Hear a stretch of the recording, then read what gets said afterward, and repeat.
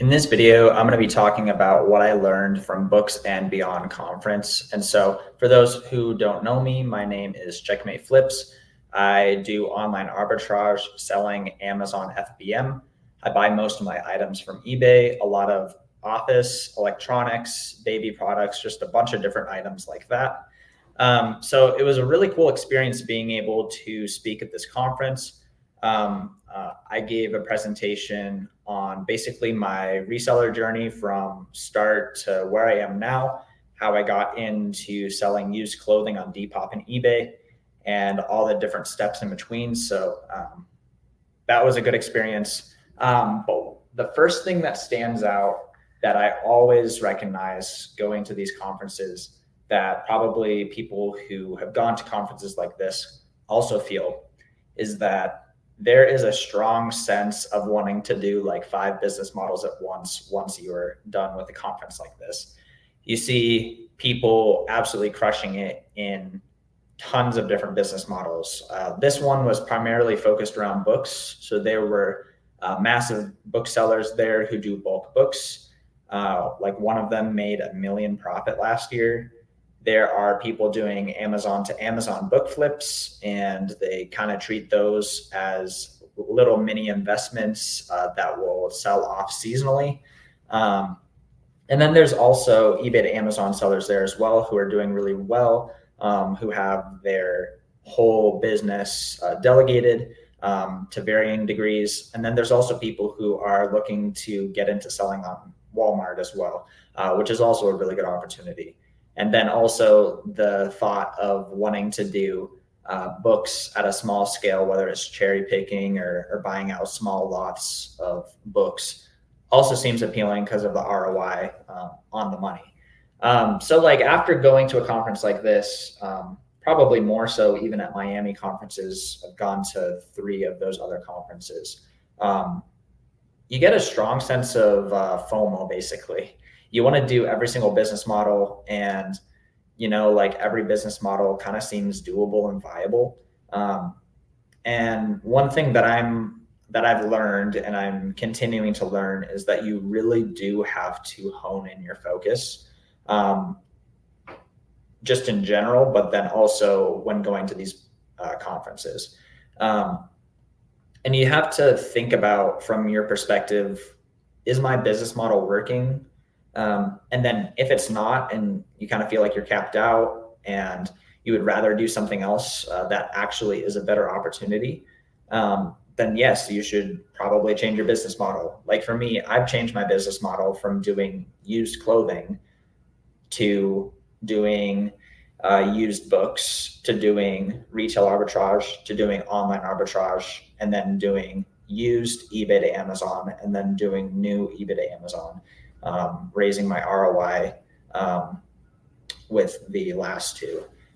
So like, of course, you're going to be switching business models and moving on to bigger and better opportunities.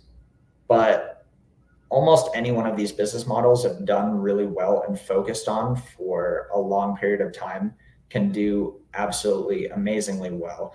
And so if you always are changing business models, like at some point you need to just like stick with something and get really, really absurdly good at it. And then you're going to end up making a really solid amount of profit. Like for me, if I'm going to continually change platforms all the time, like if you split your focus like 3-4 different ways, like you're just going to have less focus on each thing. It's probably not going to be delegated. And I might literally take the profit that I'm making from what I'm doing now and basically splitting it between the 2 platforms, if that makes sense. So let's say if I wanted to, I'll just use Amazon to Amazon books as an example. If I wanted to do half of my business over there, it's very possible that the split and focus would actually, not actually add that much to my business, because the focus that I'm putting on my eBay to Amazon business right now would have to be split between 2 different things. Now that's different if my business was fully delegated, which it's not. And that's probably the conclusion that I've come to after going to this conference. I think that was a direction that I'm been wanting to go anyways. Currently, my VA that is working with me right now is sourcing around 15,000 in potential profit per month, which after all of my expenses and prices going down, et cetera, more than covers my cost of living, which I'm super excited about. That's a massive deal. And I've been working to like grow that number, but I've spent more of my time focusing on like, okay, what can I do to buy more myself? And after the conference, after spending time with people like Steve and Aaron, who their focus for a very long time has been, how can I delegate this whole thing and not spend that much time thinking about it? Whereas mine's been, how can I help my VA be good and help my VA support me in putting a ton of effort and profitable products into my store. So I've been spending still under full-time hours on it, which is awesome. I'm doing great. I'm very happy with where I am. But I've still been spending 20 to 30 hours a week on eBay to Amazon, and I'm not really wanting to work more than that. But if I could work less on that, I could actually do some of these business models and actually make a 1 + 1 = 2 instead of 0.5 + 0.5 = 1. So that's kind of the current plan for me. And logistically, what that's going to look like is I just hired a second VA to work alongside my current VA. And my current VA is very, very good at sourcing, but I've been tracking the time that she's spending on activities, and she's spending close to 2 hours on admin every single day. So I'm curious, once she has someone who is taking a lot of those admin tasks away from her, what she's able to accomplish with that increased focus. I know for me, when I delegated a bunch to my VA, I was able to like massively increase what I was able to do in the store. So the second VA, the plan is that she's going to do the admin, and then I'm also going to make a system for how to source in slightly different ways as well for her to implement as well. So the current VA will continue to source. The second VA will be sourcing eventually.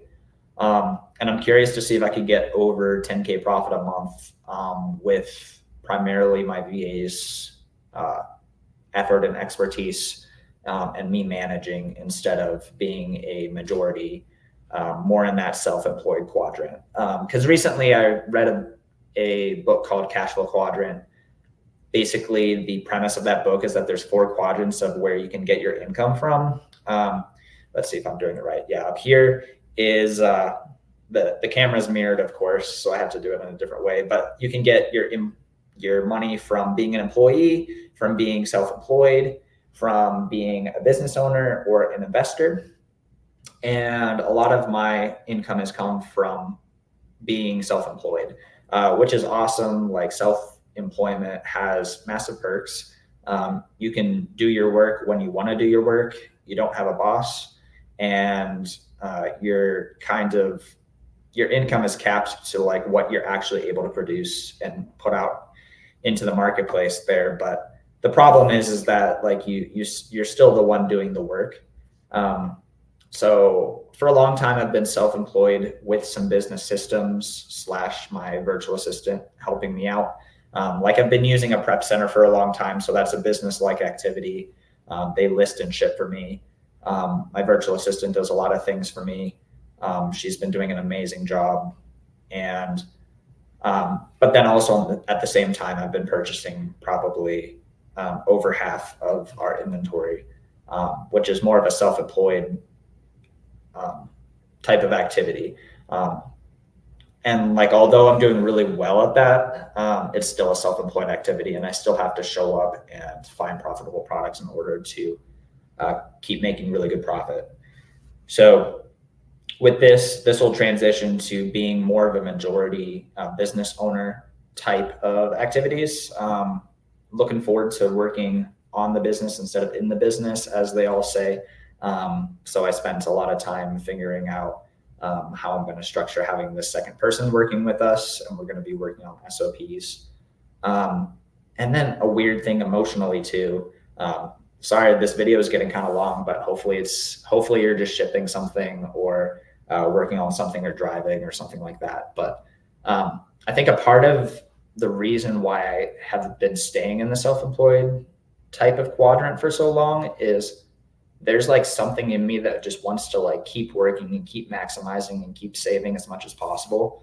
And that's starting to shift and change, which is an awesome thing. I think I've just kind of been on this like wanting to secure the fact that like if something goes wrong that we're extremely safe. But like the reality is my Amazon store is running on cash.